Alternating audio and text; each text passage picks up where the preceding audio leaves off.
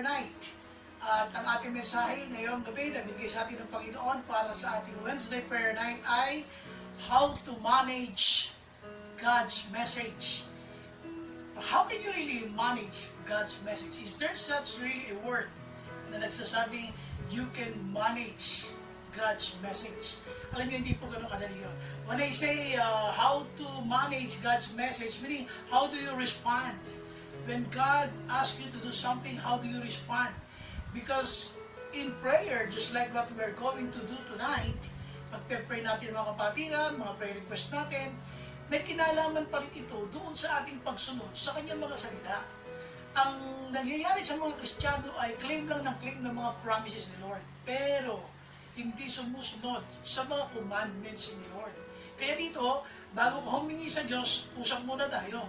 Pag-usapan muna natin, how do we manage God's message? So if you have your Bibles with you, this is the story about the book of Jeremiah, the 18th chapter. Ito yung panahon na tinawag ng Panginoon si Jeremias. Sabi niya, pumunta ka doon sa magpapalayo at ako ay may sasabihin sa iyo, doon ay papahayag ko ang aking mensahe. Would you imagine, God had to ask Jeremiah to go to the potter's house just to give him his message. Now, tingnan natin kung ano sabi ng Bible. Ito po ay nasa Jeremiah chapter 18 and we will be reading it from verse 1. This is the word that came to Jeremiah from the Lord. This is what the Bible says. Verse 2.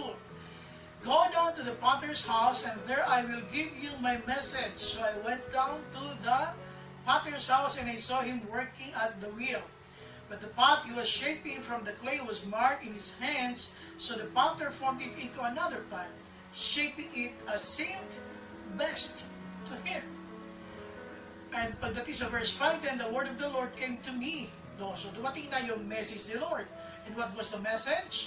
He said, can I not do with you, Israel, as this potter does? Declares the Lord. Like clay in the hand of the potter, so are you in my hand, Israel. If at any time I announce that a nation or kingdom is to be uprooted, torn down and destroyed, and if that nation I warned repents of its evil, then I will relent and not inflict on it the disaster I had planned.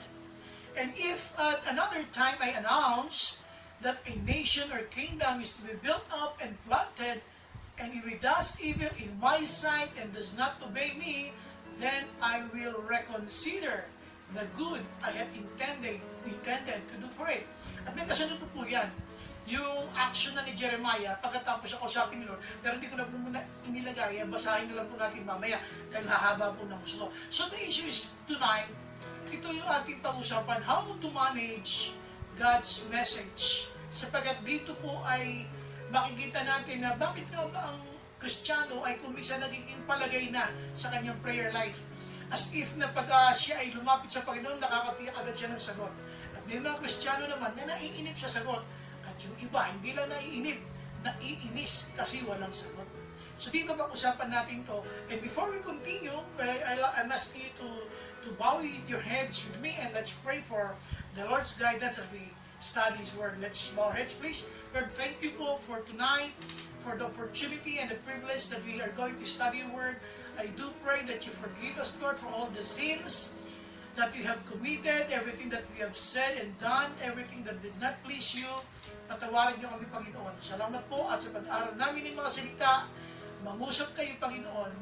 Nasaan man kami ngayon, nasa Pilipinas man kami o sa labas ng bansa, wherever we are right now, speak to your people. This, Lord, we pray in Jesus' name. Amen. Amen. Alam niyo, napakahirap mapunta sa sitwasyon na ang alam mo, ang Diyos ay maaasahan mo, pero hindi mo pala makikitaan siya ng sagot. Gusto, pwede ba yun? Oo, base sa mga talata na ito na ating pinag-aralan. So, if you have your Bibles, ito po ang iikutan ng ating pong mensahe ngayon pong gabi. Ito yung sa Jeremiah 18:1 and 2. At makikita niyo po yan, this is the word that came to Jeremiah. Ano yung word of God? Ano yung message ni Lord? Ano yung God's message na kailangan i-handle ni Jeremiah? Ang sabi dito, this is the word that came to Jeremiah from the Lord. So where does the word came from? Where does the word come from? It came from the Lord. Ang sabi dito, go down to the potter's house and there I will give you my message. So how did Jeremiah, sabihin natin, manage this message na binigay ni Lord? Umpisahan natin. There are 3 words that you will be hearing from me. At gusto ko makita ninyo ito. Ano yung 3 word na to? Iisa-isahin ko na po sa inyo. Ang unang-una pong salita dyan na makikita po ninyo, yung word po na breaking. Breaking. Hindi lang po yung breaking. Kasama din po sa breaking ay yung word na building. Iisa-isahin ko po para alam niyo kung ano yung inyong isusulat. Breaking, pangalawa, building, at pangatlo yung bringing. Ibig sabihin, breaking, building, bringing. Pastor, ano ba yung sinasabi mo na yan? Sige, pag-usapan natin sandali ha. Unang-una, ang sabi ng Bible, Jeremias, pumunta ka doon. Saan? Doon sa potter's house, doon sa bahay na magpapalayo. Ano ang gagawin mo? Ikaw ay makikinig na mensahe na ipararating ko sa iyo sa magitan ng buhay na magpapalayok na yan. Ito po yung first word na makikita ninyo, yung word na breaking. Ano yun? Ang nakita kasi dito ni Jeremiah ay yung magpapalayok, kapag hindi niya nagustuhan yung kanyang nagawa na palayok, na resulta ng kanyang mga pagmamasa, ang ginagawa niya ay ito ay minamasa ulit. Para yung masahe, nilalampas ulit yung sa lupa.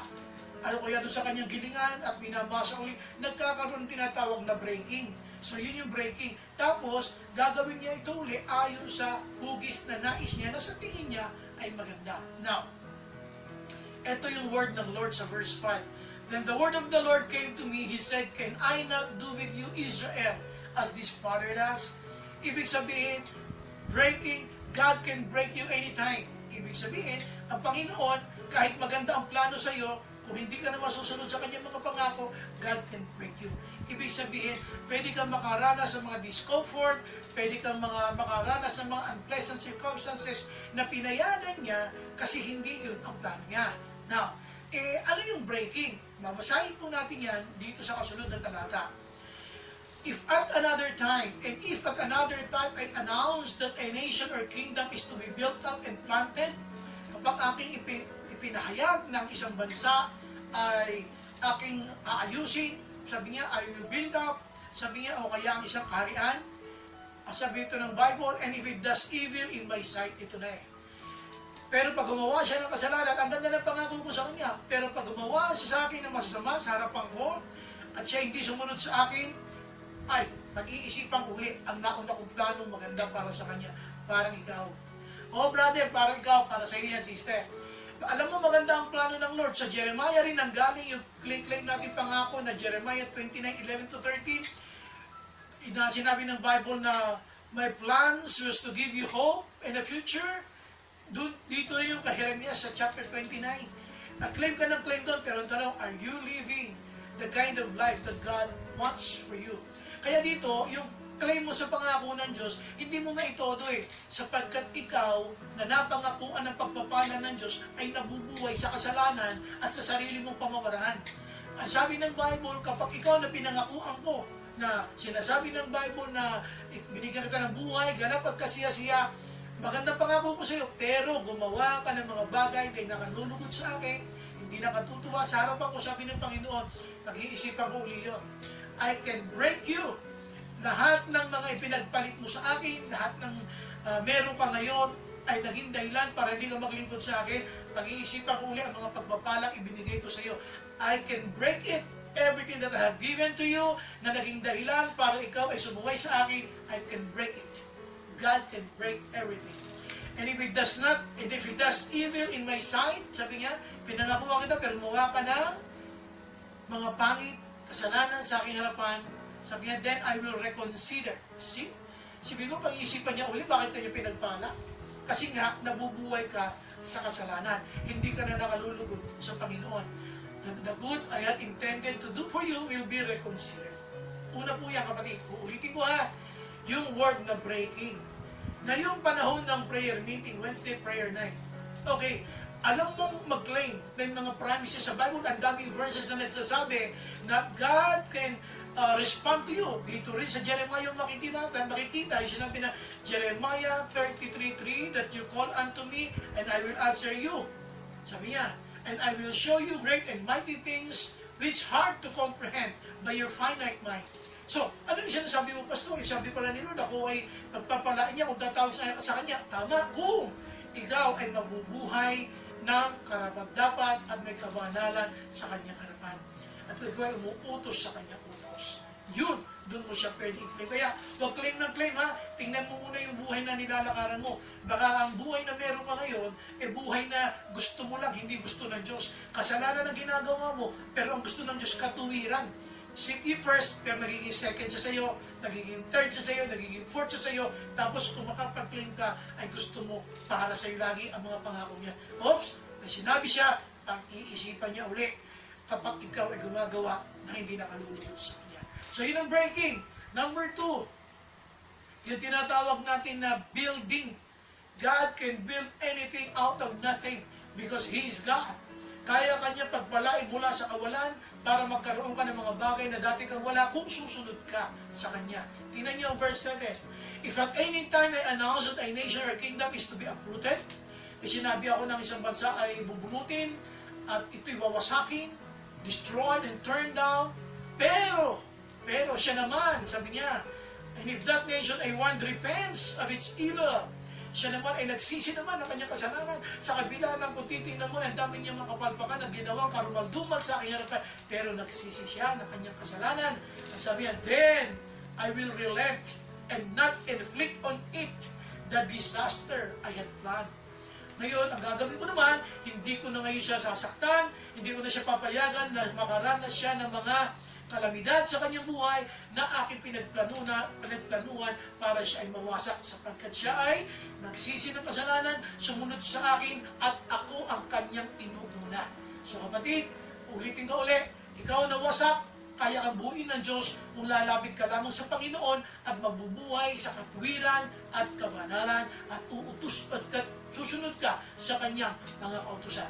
So, kung mapapakita niyo yung palayok na yan, hawak-hawak ng pattern, dati kang wasak, dati kang zero, dati kang wala, ngayon hawak-hawak ka niya, the Lord can build you up.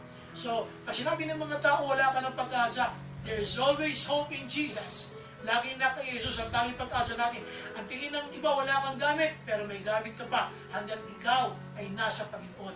Amen. Now, ang sabi dito ng sumunod ng mga talata ito, if at any time I announce that a nation is to be uprooted, torn down, and destroyed, and if that nation, I warn, repents of its evil. Ito yun eh. God is waiting for you to repent whenever you come to Him. Pag prayer meeting, hindi po ito dasalan lang. Ito po yung pagsisisihan din. Hindi yung pag lumapit ko sa prayer meeting ay para nakagaya ka para magdasal lang at umusal ng mga prayer request at mag-aantay ka ng mga sagot. Hindi ganun ang prayer meeting. Ito yung oras ng pag-aayos ng buhay. Ito yung oras ng pagsisisi ng kasalanan, pagsasaayos, at pagkilala mo sa mga mali mong ginawa at nangangako ka, Lord, hindi mo na ulitin at ikaw ay susunod sa Kanya. Yun ang sinasabi natin dito. Kaya dito, and if that nation I warned repents of its evil. Halimbawa, nakikita niyo yung sarili, ang dami niyong mga mali na nagawa. Pero sa biyaya ng Panginoon, sumunod ka sa Kanyang utos, nangusap ang Panginoon sa magitan ng Banal na Espiritu, at ikaw ngayon ay na-convict, inayos mo na yung buhay mo, inuna mo na ang Panginoon, sinusunod mo na siya, lahat ng pagpapala niya sa iyo ay secondary lang, siya ang una. At sabi dito ng Bible, then, hindi ka na makakaranas ng pinagtanuhan kung kapahamakan mo. Hindi na. Patatawarin na kita, sasagutin ko na ang iyong mga panalangin, at dito sabi niya, hindi ka na makakaranas ng mga kalamidad sa iyong pamilya, sa iyong buhay. At dito sabi ng Bible, if that nation I want repents, importante ang repentance sa panahon ng pananalangin. Kaya pagka Wednesday prayer night po natin, wag mo kayo hingi, iayos natin sarili natin doon sa posisyon na humihingi ka ng tawad at kumikilala sa mga kasalanan mo at may kasamang pangako, Lord, hindi ko na uulitin, uunahin na po kita. Pero nangyayari, pag Wednesday prayer night, akala mo ito oras lagi ng paghingi, hindi po. Ito may oras ng paghingi ng tawad. Amen? Now, pangatlo, sabi natin, hindi lamang yung breaking at yung building, yung tinatawag nating bringing. Ano yung bringing? Pastor, oo, dadahan ka ni Lord ng ano? You choose. Anong gusto mo? Pagpapalo o pagpapala? Ikaw ang tatanungin ng Panginoon. Now, verse 11, pumasok tayo sa conclusive part ng mensaheng ito. Hindi natin ito binasa kanina sapagkat mahaba ito. Kaya inilagay ko siya sa third main point. Ano ang sabi ng Panginoon kay Jeremiah pagkatapos ipaliwanag sa kanya na ito ang mangyayari sa isang bansa na pinangako ang pagpalain, pero hindi naman siya tumalima sa pagiging makatwiran o magiging banal, bagkus ginawa ang kasalanan, magkakaroon siya ng breaking. Pero kung siya naman ay pinangako akong mawasakin at nagsisi naman, magkakaroon ng building. At ngayon, mamimili ka ngayon. Bringing. You have to choose. Sister, brother, you choose. Ano ang gusto mo? Pagpapalo ng Diyos o pagpapala ng Diyos? Siyempre gusto mo pagpapala o makinig ka. Ito sabi ng Bible.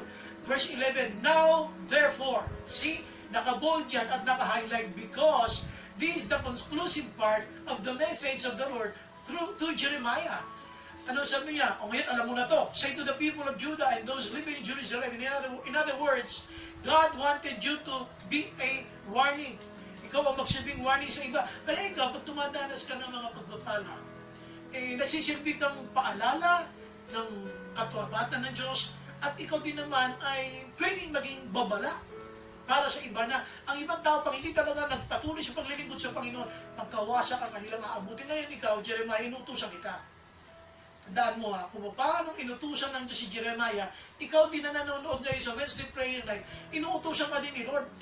Ipanalangin mo ang mga kapatid natin. Samahan mo mga kapatid natin. Paliwanagan mo ang mga kapatid natin. May mga tao na, mga kapatid, sumunod tayo sa Panginoon para pagpalain tayo. Pag sumuway kayo, hindi kayo pagpapalain. Ganun na kasimple yun. Pero, tandaan nyo ang challenge ni Lord. Hindi ko ba magagawa sa Israel ang kaya kong gawin sa katulad ng palayok na ito? God can do it. There was a challenge na inilatag ng Panginoon kay Jeremias. Now, ito sabi ng Bible, Now therefore, say to the people of Judah and those living in Jerusalem. Anong sasabihin daw niya? This is what the Lord says. Look! Ito masakit I am preparing a disaster for you and devising a plan against you. So, ano uli ang kanyang pinakahuling bahagi ng kanyang persuasion? So, turn from your evil ways, each one of you, and reform your ways and your actions.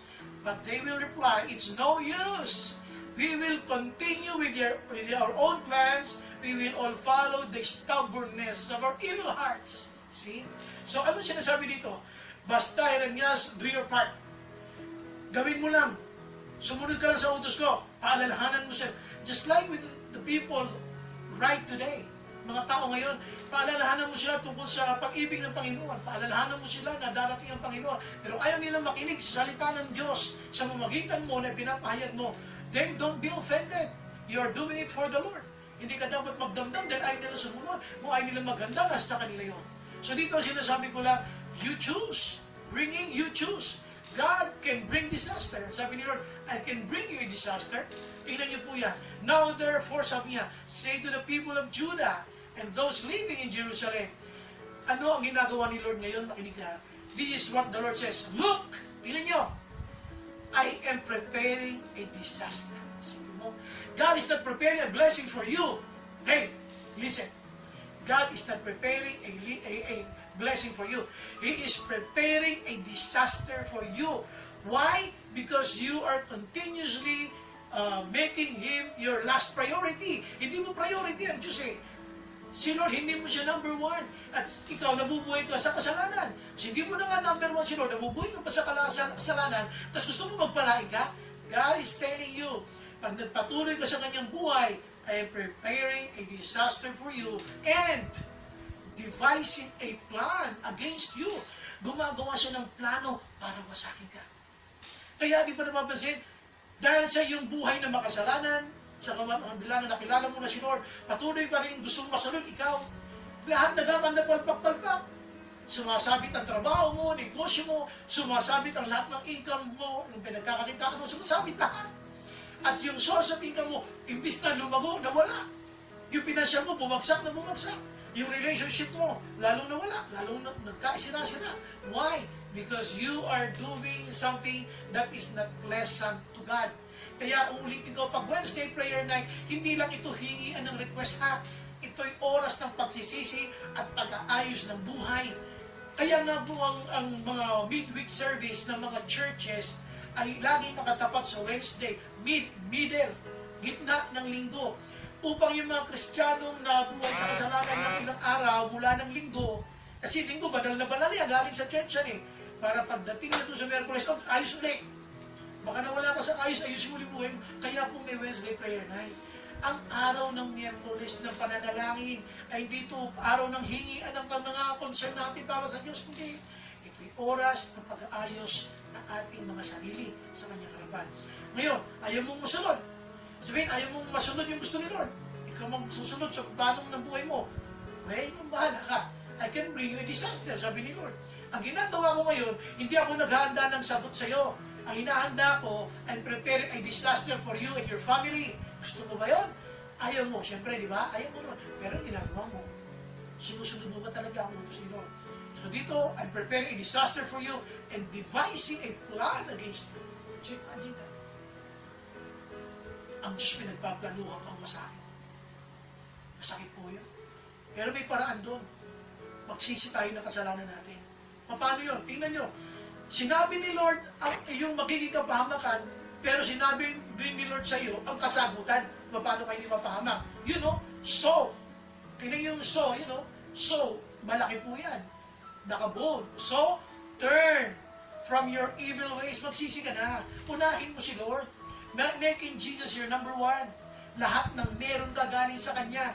Ulitin ko, wag mo pinagpapalit ang Diyos sa mga bagay na binigay lamang sa iyo ng Panginoon. So, turn from your evil ways. Each one of you, hindi.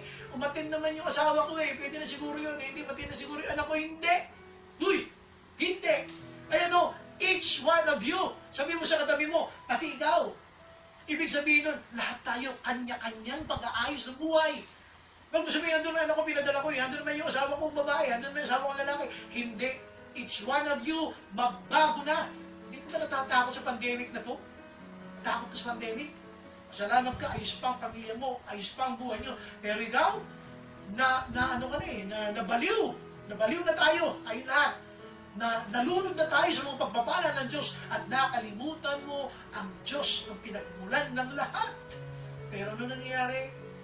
Tuloy pa rin tayo nabubuhay sa kasalanan at ang kanyang mga kautusan ay atin na binabaliwala.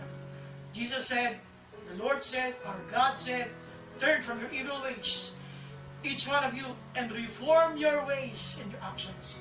Baguhin mo na ang iyong mga gawi at ang iyong mga gawa. Reform your ways. Baguhin mo na ang iyong mga kinagawian at ang iyong mga gawa.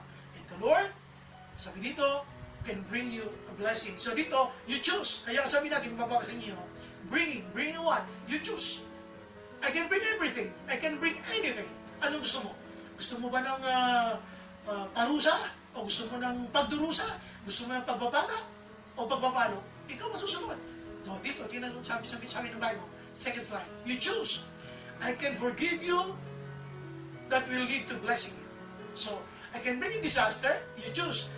Bringing, yung third main point, bringing. I can bring you anything. You choose. Ano sa pag-iisipan mo?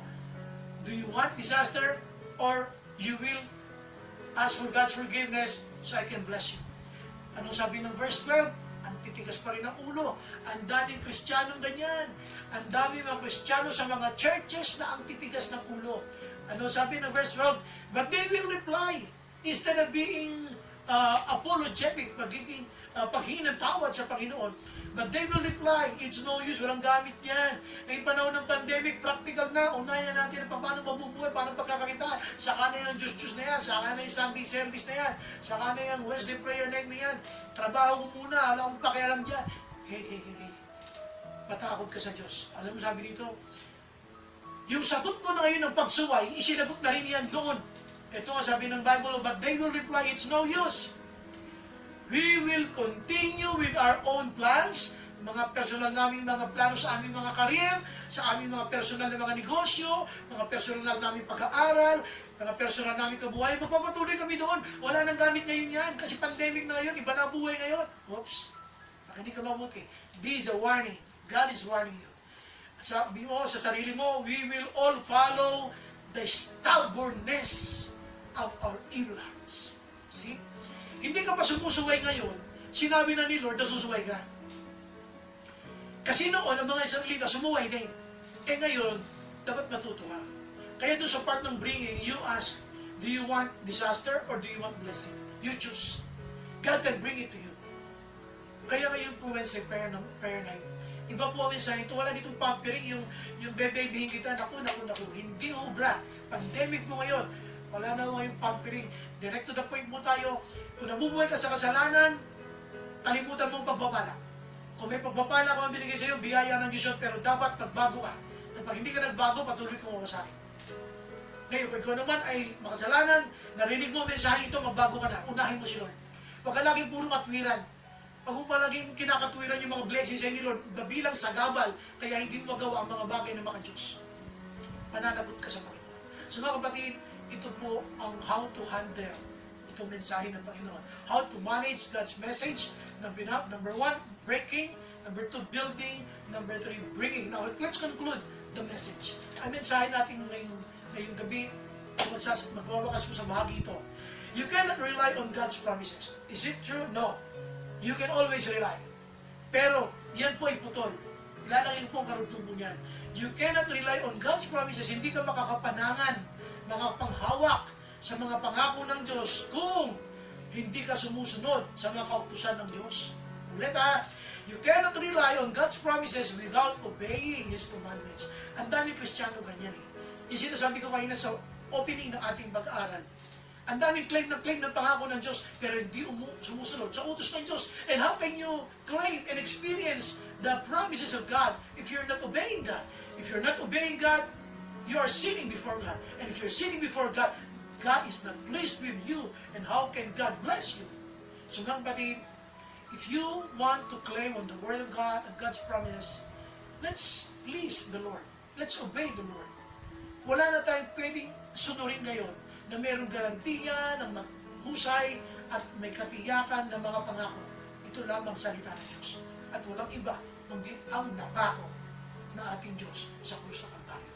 So mga kapatid, maraming salamat. Pagpalain kayo lahat, ating Panginoon. And I do pray, don't just pray, repent also with your sin.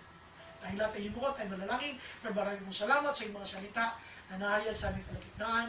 Pagpalaan niyo, bawat anak niyo na nakapakinig po na mensahe ito. Mangusap kayo, Panginoon. Ikaw po lamang ang may taas sa aming mga buhay. Bigyan mo kami ng pusong nagsisisi, Panginoon. Patawarin niyo kay Panginoon, masyado kami ma-pride, masyado kami mataas ang tingin namin sa aming sarili. Akala namin ito, ilalapit kami sa iyo, laging may sagot, na kayo ay obligadong sumagot. But Lord, help us to be humble, and help us to see your grace. That you can always forgive us, that's why we can always come before you, Lord. Salamat. Help us to repent genuinely with all the sins that we have committed. Salamat, Panginoon. Salamat po, Ama. This all we pray. In Jesus' name. Amen. Amen. So, mga kapatid, God bless you. See you again next Wednesday prayer night. Remember, ang Wednesday night, hindi lamang ito araw ng paghingi ng ating mga sagot sa ating mga panalangin, kundi oras din ito at araw